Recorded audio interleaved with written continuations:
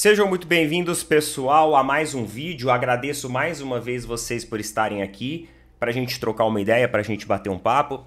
Meus amigos, o vídeo está saindo um pouco mais tarde por motivos de... eu acho que a gente tem que ter muita responsabilidade social. Inclusive, eu quero falar sobre isso no vídeo também.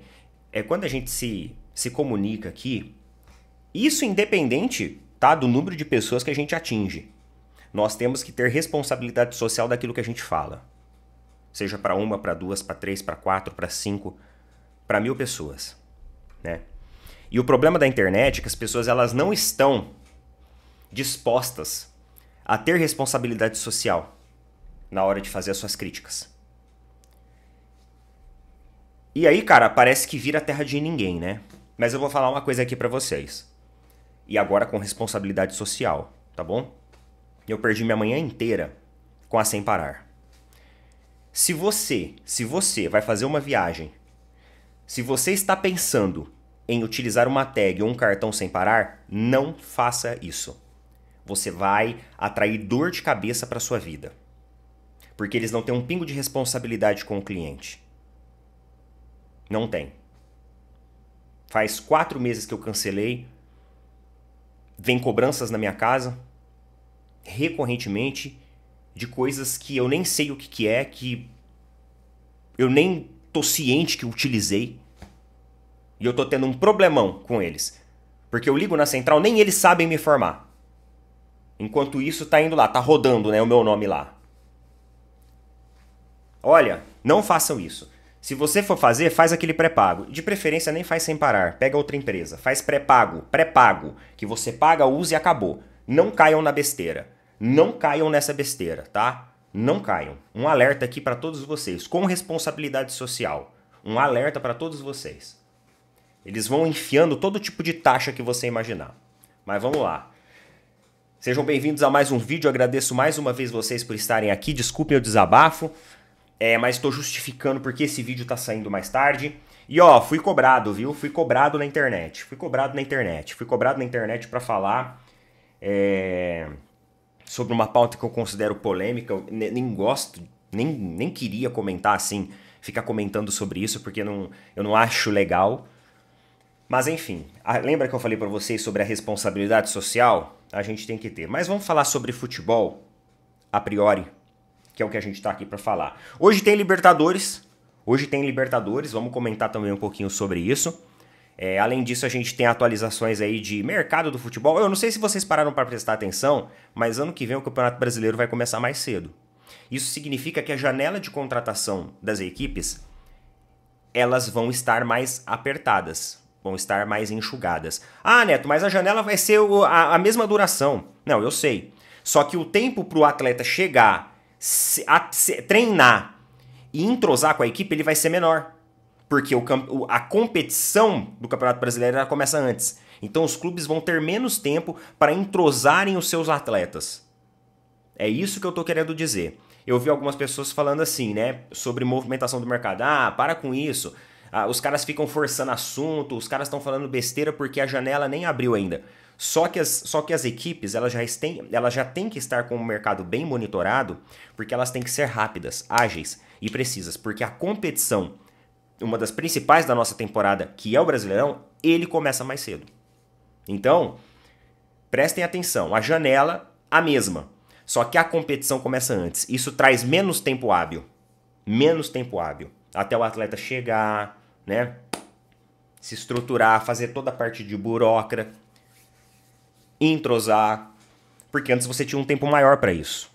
O Campeonato Brasileiro começava mais tarde, agora vai passar por mudanças. O estadual vai enxugar, então você não vai ter esse tempo hábil para entrosar o atleta na competição regional e a competição nacional e também outras, né? Eu acho que a Copa do Brasil também começa mais cedo, não começa? Vai mudar algumas coisas na Copa do Brasil também, mas enfim. Só para a gente entender o panorama da coisa. Falar de mercado de futebol agora não é besteira, porque provavelmente os clubes já estão fazendo essa sondagem e vão fazer mais cedo, porque vão precisar se organizar quanto a isso. Tá bom? Vamos para a vinheta? Roda a vinheta e a gente já volta.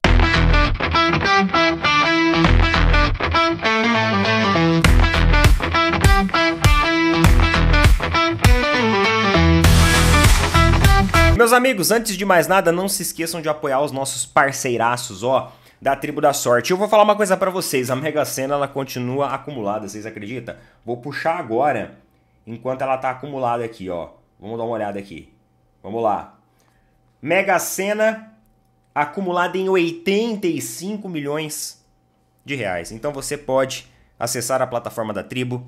Tô colocando um link fixado nos comentários, tem o QR Code aqui. Esse link vai abrir um chat. Um chat. E aí nesse chat você vai pedir pro pessoal, ó, quero o cupom lá do canal Opina Porco. Eles vão gerar um cupom de desconto e você vai ter desconto aqui na plataforma. Lembrando que tem dia de sorte, tem a Loto Fácil, tem a Quina, tá tudo acumulado. A Quina também tá acumulada, Lotomania acumulada, mais a Mega Sena. 85 milha. 85 milha vai resolver tua vida? É, meus amigos, 85 milhões de reais já dá pra resolver, né? Já dá pra ficar livre aí de sem parar, de tudo mais, né? Tribo da Sorte, galera, tamo junto. Quero ir na veia da informação hoje já, pra gente trazer um vídeo mais objetivo. Eu vi alguns canais, influenciadores flamenguistas, colocando o nome do Endrick como uma opção de reforço. Isso porque o Real Madrid entende que o jogador não tem espaço na equipe do Real Madrid. E faz sentido, porque se você pega o elenco do Real Madrid, meu amigo, além disso, o jogador mais jovem que chegou, ele acabou tomando espaço também, fez um ótimo Mundial de Clubes. Então os jogadores que são mais jovens e que o Endrick poderia ali parear, eles estão também em prioridade. Hoje o Endrick é o último na lista, é a última prioridade.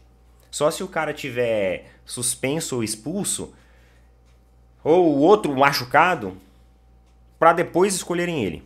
Então precisa um conjunto de coisas acontecer pro Endrick ganhar a minutagem. E mesmo assim essa minutagem não vai ser constante, porque no outro jogo alguém já pode voltar e toma de novo a vaga dele. Então é o seguinte, galera. O nome dele está sendo especulado dentro do futebol brasileiro. A chance dele vir pro futebol brasileiro ela é muito improvável, eu já garanto isso para vocês. E a chance dele ir pro Flamengo eu não diria 0, eu diria -1. Por que -1? Por que -1? Porque é o seguinte, não que o Flamengo não tenha condição financeira de trazer o jogador, tá? Não que o Flamengo não seja uma equipe ali que tem o seu prestígio, que tem uma competitividade, não é isso. Não estou falando do Flamengo como instituição, mas eu estou falando da relação que o Douglas, pai do Endrick, ele tem com o Palmeiras. Galera, é uma relação muito forte. O Palmeiras, quando o Endrick ele foi literalmente descartado do São Paulo, o Palmeiras abraçou o Endrick e a família dele. Deu emprego pro pai dele, dentro do CT do Palmeiras. Atletas do convívio do Palmeiras encontravam todos os dias o pai dele pelo corredor. Então a relação íntima que ele tem com o Palmeiras, ela é assim surreal. Tanto que o Amorim lá do Pó de Porco, ele colocou um vídeo sobre a possibilidade do Endrick reforçar o Palmeiras. E o pai do Endrick respondeu no perfil oficial embaixo, o perfil oficial dele. O Palmeiras tem que fazer uma proposta, tem que ter projeto. Douglas respondeu isso. Que eles querem um projeto. E quando ele fala de projeto, aí você pensa assim, mas Neto, o Flamengo pode apresentar um projeto para ele. Não pode? Mas pode. Galera, eu não tô falando que o Flamengo não pode se lançar uma proposta. Eu até acho que isso é passível de acontecer, viu? Porque nesse embate de bastidor que tem aí, Bap e Leila, provavelmente o dirigente do Flamengo ele tá doido pra dar uma provocada. Só que também ele sabe aonde ele vai pisar e não vai pisar pra fazer isso, porque uma provocada em falso também pode flopar e aí gerar um efeito reverso. Então, existe ali provavelmente um cuidado também da diretoria do Flamengo não ficar queimando cartucho. Não é igual a Leila, né, que saiu oferecendo contrato pro Bruno Henrique, Gabigol, aí depois arrancou, ofereceu pro Gabigol na hora que ele ia aceitar, arrancou, né? Bruno Henrique recusou. Agora tem esse papo do Gerson. Então, assim, as chances do Endrick vir pro Brasil, elas são extremamente remotas, porque o Real Madrid quer ele numa equipe da Europa. Porque o Real Madrid não quer se desfazer do Endrick. O Real Madrid quer maturar o Endrick. para que depois o Endrick volte. E aí sim se estabeleça como um jogador ali do elenco titular do Real Madrid. Então o Real Madrid quer um desenvolvimento do atleta na Europa. Só que tem outro detalhe também. Eu falei inclusive no vídeo lá da social vizinha. Eu falei o seguinte, ó. Se o Endrick querer Copa do Mundo, que é o que o Endrick quer, Copa do Mundo, ele ir para um clube agora, no começo do ano da Europa, não vai trazer a visibilidade para ele ir para a Copa do Mundo. Porque se ele chegar num clube maior também, de maior escalão, como um PSG, que nem o pessoal tá falando de PSG, aí ele vai para a França ou vai para o Roma. Talvez ele chegue nesse clube e ele não vai ainda chamar a atenção. Talvez ele ainda vai ficar um pouco de jogador reserva para entrar em segundo tempo. Ele não vai conseguir ter esse protagonismo.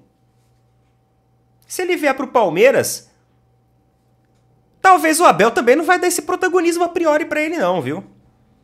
Não sei, eu tenho minhas dúvidas, porque hoje Flaco Lopes e Vitor Roque se encaixaram muito bem. Vai ser um jogador ali que vai ser provavelmente utilizado no segundo tempo.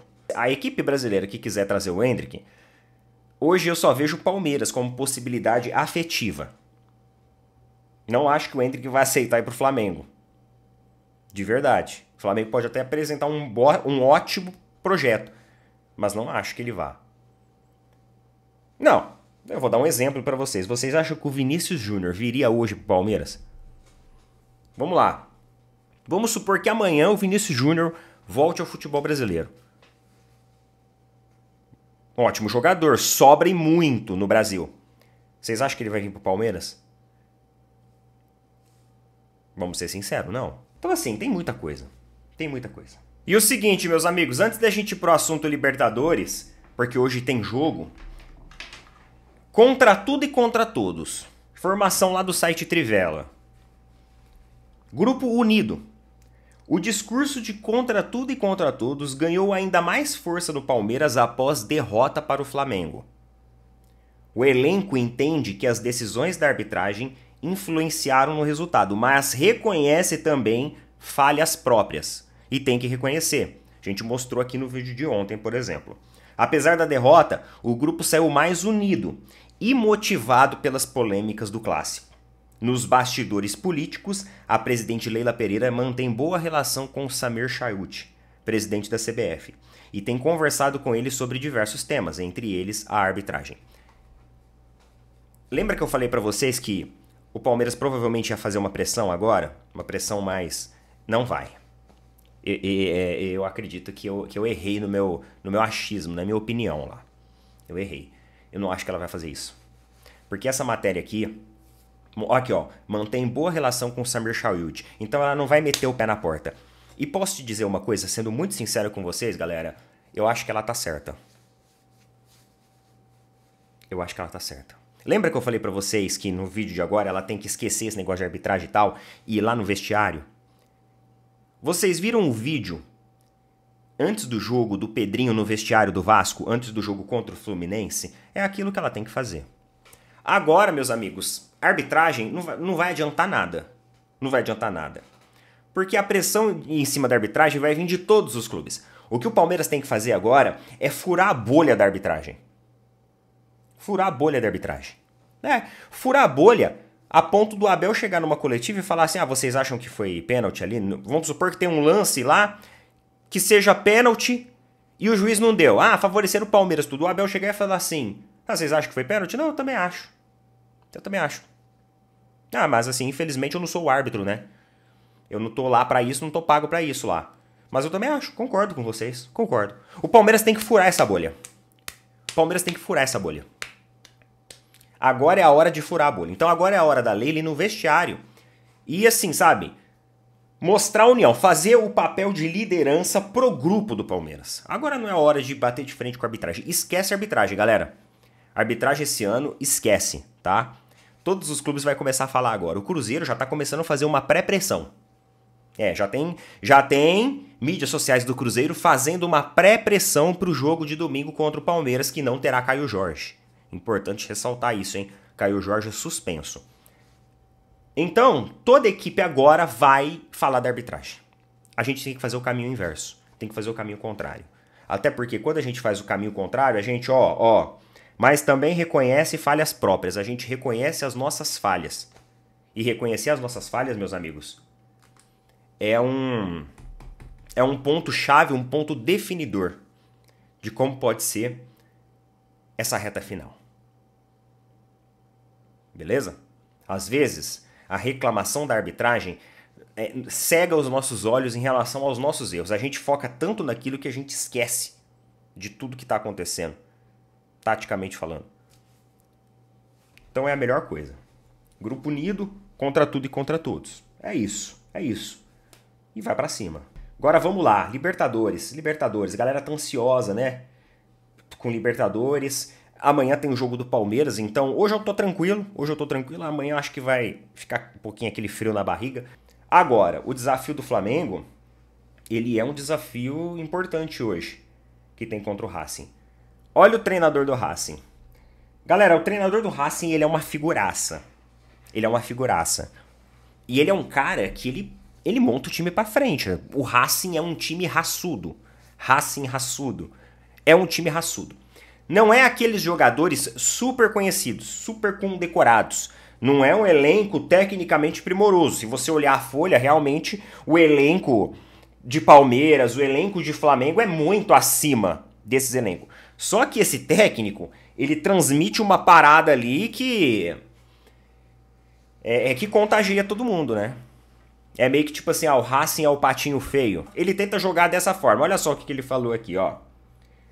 Em uma das suas coletivas, tá? Ele falou assim, ontem, era 2 horas da manhã, eu estava assistindo jogos do Flamengo. Nervoso não estou. Ansioso. Ele pontuou que tá ansioso. Desde quando vim ver o Racing, aos 6 anos, eu acordava com dor de barriga. Agora acontece a mesma coisa. É difícil. O técnico deles ganha muito mais do que eu. Os jogadores do Flamengo também. E jogam na Europa. Conquistamos algo lindo quando você olha para a classificação. Vemos que estamos acima de River Plate, de Boca Juniors. É um momento lindo. Temos que aproveitar. Já faz 28 anos que não chegamos às semifinais. Agora temos que chegar a Lima. Custe o que custar. Meus filhos não viram o Racing ser campeão da Libertadores. É um sonho. Pô, aí o cara, mano, ele já pega aquela parada familiar, né? Ele fala de quando ele era criança, que ele acordava ansioso, ele fala de filho. Então, vocês estão entendendo? É meio que um discurso assim também, sabe? De superação e tal. É pra motivar jogadores isso. E do outro lado, o Flamengo também tem que ter o seu discurso de motivação, o seu discurso de superação. Essa vitória contra o Palmeiras, ela foi muito importante pro Flamengo, viu? Pra incendiar isso. Porque hoje o Racing vai encontrar um cenário lá de 70 mil torcedores de novo no Maracanã, fazendo uma pressão porque os ingressos já foram esgotados. O Racing tem alguns desfalques importantes de jogadores aí, inclusive, né, tido como referência no elenco, que se machucaram. Mas mesmo assim, é aquela equipe que tem aquela gana, né? Então, os caras vão querer fazer o placar hoje. Hoje o Flamengo tem que fazer o placar, para quando chegar lá, que vai encontrar um ambiente totalmente hostil. A gente sabe que os ambientes, quando você vai enfrentar equipes de lá, ele é hostil para os brasileiros. Os caras têm que chegar lá e com o resultado ali pronto. É igual o Zico falou hoje. Tava vendo, acho que hoje ou ontem, uma entrevista do Zico, né? O Zico falou assim, jogar o primeiro jogo em casa é bom. Tem a vantagem de você fazer o resultado. Só que você tem que fazer o resultado para chegar lá com margem de erro. É isso. Neto, palpite pro jogo de hoje. Cara, eu acho que o Flamengo tem total condições de vencer. Se entrar ali na equipe concentrada, jogando dentro da própria casa. De quanto vai vencer, eu não sei, mas eu acredito que o Flamengo sai com a vitória hoje. Se vai ser uma vitória ampla ou não, eu não sei. Vamos aguardar aí pra ver, beleza? E meus amigos, mandaram assim pra mim ontem, lá na rede social vizinha. Estou aguardando o seu posicionamento. Deixei esse assunto até pro final do vídeo. Sobre a sentença, né, que saiu lá em relação aos réus do caso lá, né, da tragédia do Ninho. Eu não gosto de falar sobre esses assuntos assim, parece que a gente está querendo aproveitar de uma tragédia que aconteceu. Eu não acho isso legal, não acho. Mas enfim, eu entendo também que quando a gente está aqui, a gente tem que ter uma responsabilidade social com o nosso posicionamento. A gente é obrigado a fazer vídeo no YouTube sobre tudo? Não, não é. Mas eu sei que existem algumas pautas mais sensíveis que às vezes vocês querem essa representatividade. O que aconteceu com a absolvição de 2 réus que eram, até então tinham cargo no Flamengo, né, na época que aconteceu. Eu não sei qual foi o desfecho deles hoje. Eu não sei se hoje eles têm cargo ainda, se eles estão afastados. Eu não sei. Quanto à instituição Flamengo, galera, eu não sei, tá? Eu sei que o Flamengo fez acordo com as famílias da questão financeira, de ordem financeira, mas nada além disso. E lembrando também que o acordo financeiro, gente, pelo amor de Deus, você perdeu um filho, não tem dinheiro que pague, tá? Não tem dinheiro que pague. Então, assim, eu não sei como está a situação deles hoje como instituição ali no Flamengo, né? E os outros, eles eram pessoas de empresas que prestavam serviços dentro ali do Flamengo. É importante a gente dizer isso, para a gente separar as coisas, né? A maioria era prestador de serviço. Tinham 2 que eram ligados diretamente ao Flamengo, ao Clube Flamengo. Agora, o que eu vejo na internet é um discurso de ódio se intensificando em que torcedores de outras equipes, eles tentam colocar o torcedor do Flamengo como um apoiador de tudo que aconteceu, como, assim, sabe, um monstro. Gente, pelo amor de Deus. Vamos ter responsabilidade social.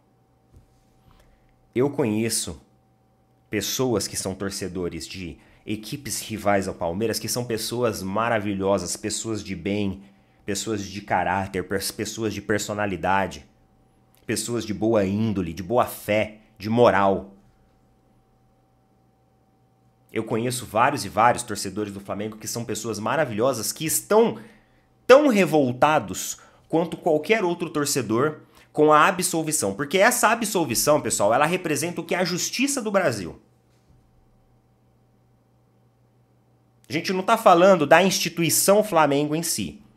Mas nós estamos falando que hoje no Brasil, você agir com negligência, você não ter responsabilidade sobre aquilo que você gerencia, sobre aquilo que você comanda, tá tudo bem.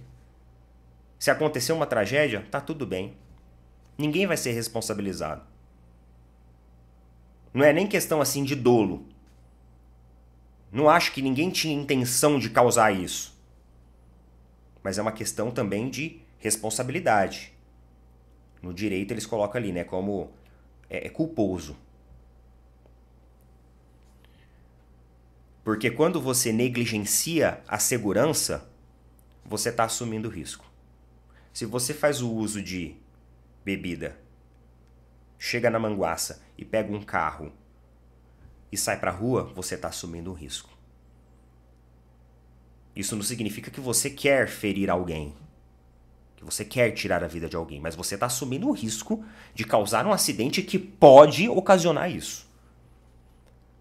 Então a gente tem que ter sensibilidade, porque essa pauta, ela não é uma pauta sobre um incidente que aconteceu. Não, é uma pauta sobre uma tragédia que aconteceu. Então é responsabilidade social da gente se indignar, sendo cidadãos brasileiros, com uma justiça falha, incapaz, capenga, vazia, superficial.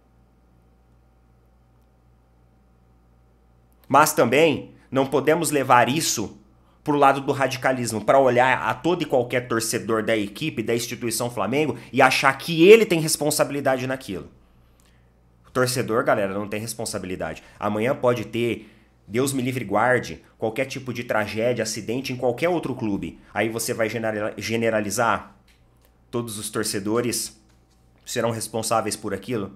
Eu vi um torcedor do Flamengo que falou assim: isso é uma mancha na nossa história. E eu achei, sabe, o discurso dele um discurso muito, assim, sensível, muito humano. Porque ele trouxe pra ele, assim, sabe, ele pegou e falou assim, é uma mancha na nossa história. Nossa história. Ou seja, ele englobou isso, ele abraçou isso. Então eu achei assim de uma sensibilidade, de uma humanidade, inclusive ele falou que conhece uma das famílias. Eu achei isso de uma índole, de uma personalidade incrível. Incrível, tá? Então, vamos separar as coisas. O torcedor, ele não tem culpa, ele não tem responsabilidade no que aconteceu. Beleza? Agora, a nossa justiça hoje é um capítulo, mais um capítulo, né, escuro da justiça brasileira. Porque não se pode admitir tamanha negligência. Estamos falando de vidas. Estamos falando de crianças que tinham sonhos, de famílias que nunca mais estão despedaçadas por dentro. Não consigo nem imaginar. Não gosto de falar sobre esse assunto. Mas mandaram mensagem pra mim, quero o seu posicionamento e tal. Então não vou fugir do assunto. Porque faz parte da nossa responsabilidade social. Colocar os pingos nos is, tudo aquilo no seu devido lugar. Sem generalizar, sem misturar as coisas. Mas com sensatez, elencando ali certinho os responsáveis, né? Como que a justiça brasileira está sendo superficial em relação a isso, como sempre é. Não só nesse caso, mas em inúmeros casos que acontecem no nosso país. Como o nosso país é um país de impunidade, né? E aí eu tô falando da justiça brasileira, eu estou falando do nosso país. Ah, mas o pessoal falando assim, mas no Rio de Janeiro é assim mesmo. Cara, quantos e quantos crimes são julgados em São Paulo e também terminam em pizza da mesma forma? Em São Paulo, no Rio Grande do Sul, no Paraná. É algo geral, galera, do nosso país. Então, não é algo do Rio de Janeiro. Não é algo ali de São Paulo, de Paraná. É tudo. É tudo. O nosso país é uma impunidade como um todo. Se a gente generaliza isso, a gente perde, sabe, o senso de sociedade. Porque é momento agora de nós se unirmos e ecoar nossa voz de protesto em relação a isso também, tá? E não é um protesto com camisa de torcida. É um protesto humano. Protesto humano. Não é o torcedor do Palmeiras Neto que está indignado porque foi no Flamengo. Não. É o cidadão Neto que está indignado porque foram crianças vítimas daquilo e a nossa justiça inoperante simplesmente está tratando o caso como se fosse um mero incidente. É isso. É esse senso que a gente tem que ter. Responsabilidade social. Tá bom? Desejo para vocês um excelente dia. Não queria terminar com esse assunto, mas a gente também não pode fugir não, né? Da nossa voz. Beleza? Tamo junto. Valeu, falou. Até mais.